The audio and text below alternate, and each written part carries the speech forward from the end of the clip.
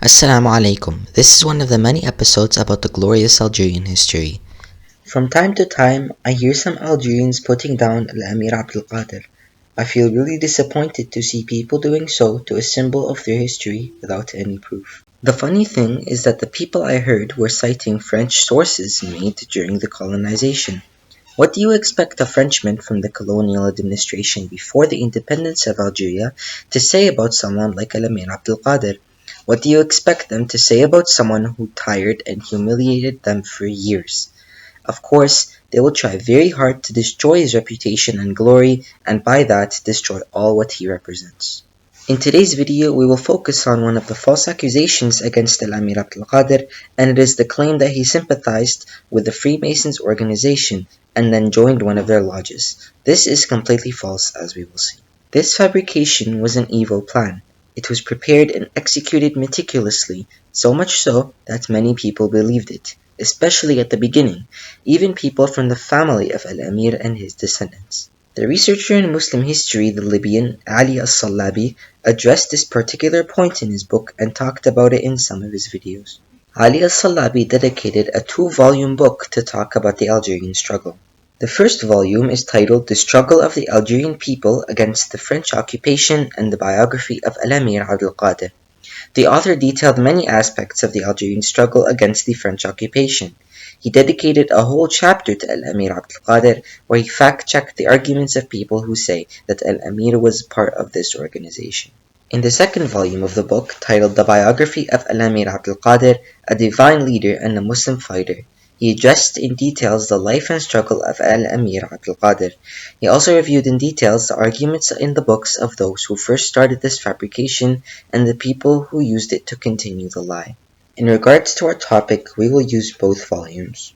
The one who started promoting this false accusation is the British Orientalist Charles Henry Churchill. He was an army colonel known to work with British intelligence. In his Wikipedia page, we can see he was a colonel, a diplomat, and a consul, and he proposed one of the first political plans for the creation of Israel. Not sure that a person like this can be trusted.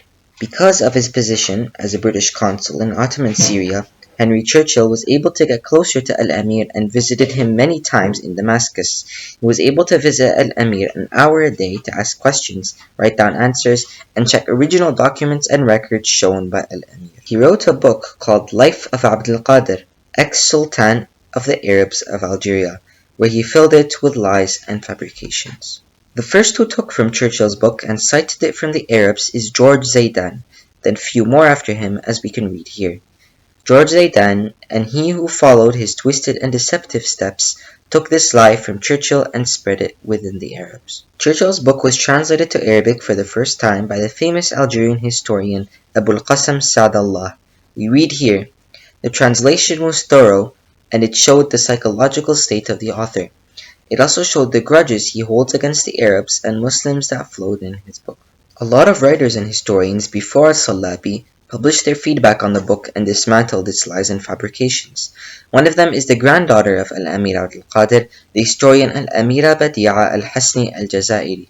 In her book, Responses and Comments on the Book The Life of Al-Amir Abdel Qadir. After translating the book to the French language in 1901, a number of messianic lodges were openly revealed in Algeria, unlike in the past where everything was kept secret. Let's summarize what we already saw before we start looking at Churchill's book's arguments.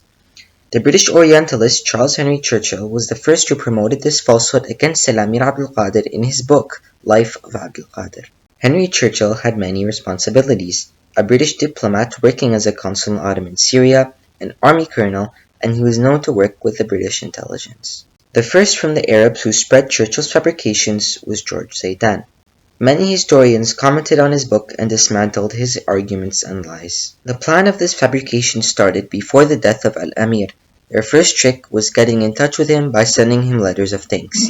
We read here, as for the Messianic lodges, like the Henry IV Lodge, which sent many letters to Al-Amir in September 16, 1860, expressing their thanks, appreciation, and recognition. They suggested for him to be just an honorary member without fully joining as a full member, since he is a great person. This is historically proven, and this is far from doubt. Of course, Al-Amir cannot prevent anyone from sending him letters or thanking him or asking him to join the organization. So let's check those letters. We read here, when checking all the letters sent from this organization to Al-Amir, they show a clear fact of the absence of any text or indication in those letters that led you to think that the receiver was a member of this organization, has anything to do with it, or that he agreed to be an honorary member as they claimed. Their second trick was to meet him directly. We read in this highlighted text, the organization seized the opportunity of the presence of Al-Amir in Egypt in the year 1869 when he was invited by Ismail Basha to attend the opening ceremony of the Suez Canal.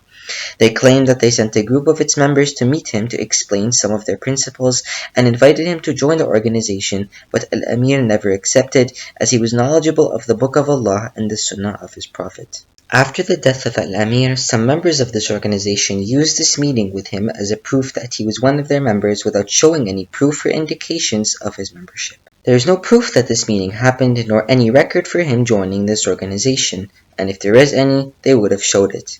This trick of claiming that some historic figures joined the organization was used many times as a way to spread and get more members. This was always done after their deaths. The Orientalist Churchill used the same trick. The meaning of the highlighted text goes this way. The historian Henry Churchill used the same trick and added an imagery and delusive event in the last part of his book, in chapter 24, that Al-Amir joined the organization. This historian mentioned in the introduction that he wrote the last chapters of his book, and as chapter 24, after leaving Damascus and returning to Britain. He also said that he left a few months before the tribulation events of 1860, and that he added this information about Al-Amir joining the organization that happened between 1860 and 1864 from witnesses from the organization themselves. So, he left Damascus after the event and he got this information from members of the organization. This undermines the importance and the validity of what was said in this last chapter. The author didn't mention anyone from these witnesses, nor did he show any proof about his claim, and this is a clear evidence of the falsehood of the claim. There was no physical evidence in the Emir's paper that he joined the organization to be given to Henry Churchill, and if there was any evidence available to this organization, it would have been given to this author. Unfortunately, this method of lies and propaganda has found some success in Algeria, so when an ordinary person hears that a symbol of the Algerian struggle joined this organization, he wouldn't find any issue with accepting this, especially after the translation of Churchill's book to the French language.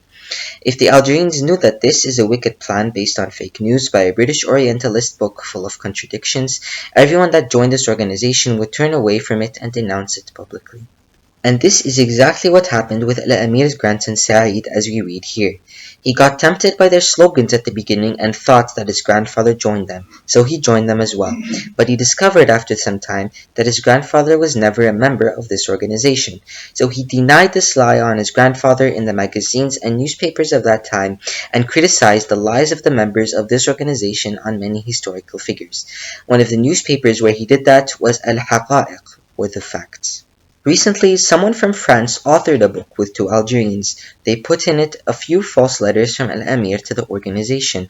They imitated his handwriting and forged his signature. The French did this many times when they were in Algeria.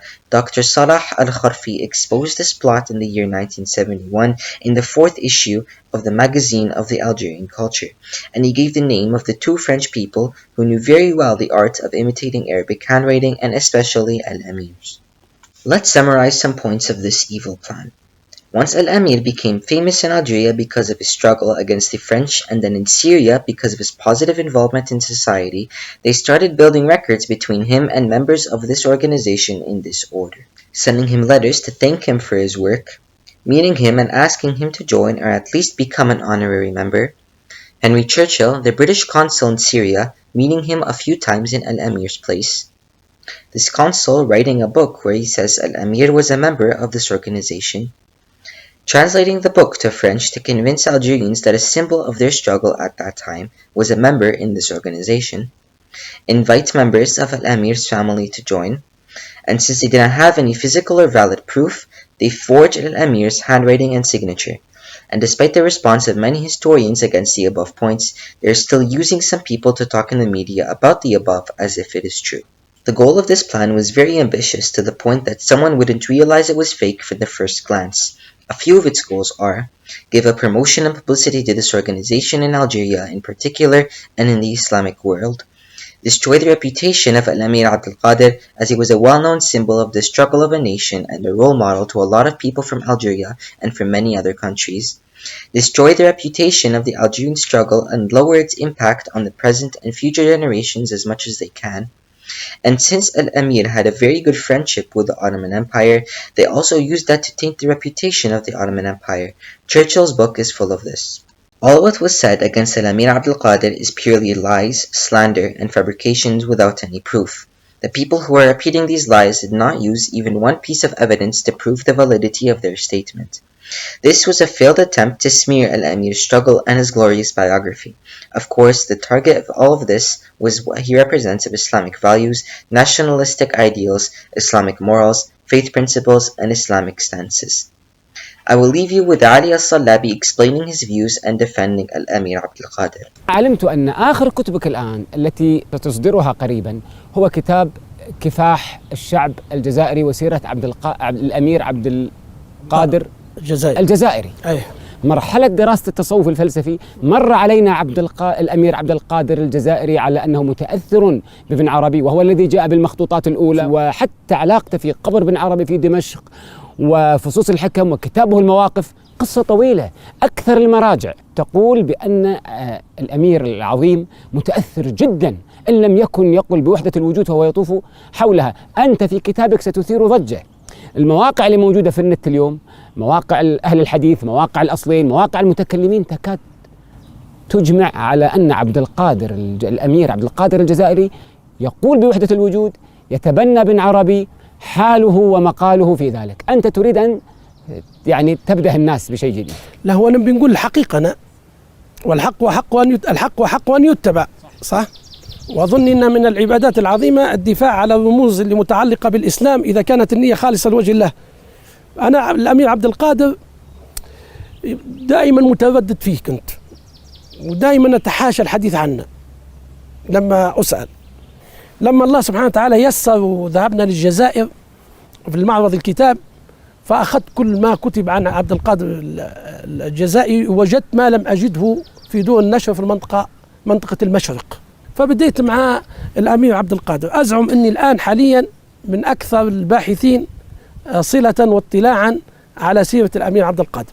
هو عاش في بيئة صوفية، لكن هذه الصوفية سنية على نهج عبد القادر الجيلاني، وبالتالي كانت روح الجهاد حية ومتوقدة. البيعة الشرعية بشروطها بأركانها كانت متوفرة في بيعة ودولة الأمير عبد القادر الجزائري. والدولة كانت دولة مؤسسات بتلك الفترة، وعمل مصانع وعمل حكومة وعمل قضاء وعمل تعليم وعمل أشياء مذهلة بالنسبة لذلك الوقت، وأتعبت الاستعمار الفرنساوي تعب عظيم. طيب التهمة تجيك لما عبد القادر شنو أصبح؟ عبد القادر أصبح رمز تهف إليه النفوس، الثوار والمجاهدين والمناضلين، فبالتالي لابد من تدميره ولابد من القضاء عليه ولابد من تشويهها. لكن أنا أتحدى أي شخص في التاريخ أن يثبت أن عبد القادر قال كلام في عقائد يعني مؤمن به في عقائد الماسونية كل منسوب إليه. هذه النقطة الأولى. النقطة الثانية، سيرة عبد القادر رجل في المخابرات الإنجليزية، جاء وتعلم اللغة العربية في تلك المنطقة. هذا الجاسوس الإنجليزي استطاع أن يتودد ويتقرب للأمير عبد القادر، وحصل منا كل يوم ساعة في كتابة سيرة الأمير عبد القادر، واللي هو أصبح المرجع فيما بعد لكل من كتب على الأمير عبد القادر. تمام؟ هذا الكتاب كتبات المخابرات البريطانية في تلك الفترة لتدمير وتشويه الدولة العثمانية بامتياز، وتشويه جهاد ونضال الشعب الجزائري، وإخراج عبد القادر كإنسان نبيل وإنسان عنده قيم، وتأثر أمام نابليون الثالث لما عامل وعفى عنا ولما وإن انهزم أمام الحضارة الغربية، فخرج كل معاني العقيدة ومعاني التاريخ والحضارة اللي عاش بها الأمير عبد القادر، جرد منها وخرج فيما بعد ذلك. فيما يتعلق بوحدة الوجود، الأمير عبد القادر تأثر مثل ما تأثر ابن تيمية وكثير من العلماء في بداية أمرهم بسيرة الإمام بسيرة ابن عربي في بداية. فلما عنده تصور أن رجل زاهد، رجل عابد، رجل خير، رجل، لما قرأ الفتوحات المكية شعر أن فيها تضارب، قال لا، هذا الكلام ماهوش لابن عربي. فأرسل في هذه الفترة كباحث، كطالب علم لهذه المخطوطات، لكنه لم يطبع هذه الكتب في وحدة الوجود. أنا أتحدى إن أمر بطباعتها كما يقال في قضية الوصية، فالوصية مش موجودة نهائيا. أما كون إن دفن في مكان ابن عربي، هذه الأمر سهل وبسيط. لما توفى لم يكتب في وصيته أن يدفن عند قبر ابن العربي، ولكن هناك سادة من التصوف من أهل بلاد الشام لديهم اعتقاد أن هذا رجل عابد ورجل زاهد في ابن عربي، فضغطوا على الأولاد فدفن. فبالتالي فيما يتعلق بالماسونية هذه تهمة باطلة. فيما يتعلق بوحدة الوجود، من أقواله ومن تصريحاته ومن أفعاله رجل مجاهد أصلا. والأشعار اللي نسبت إليه كتاب المواقف هذا خرج بعد 28 سنة أصلا. فبالتالي بإذن الله تعالى هو أتوقع إن شاء الله بعد رمضان يكون في المطابع، كان أعطانا الله عمر، أن أنا بيني وبين ربي أشعر أني لم أكن مائلا إلا للحق في هذا البحث. I hope this is an addition to your historic knowledge. Wassalamu alaikum wa rahmatullahi wa barakatuh.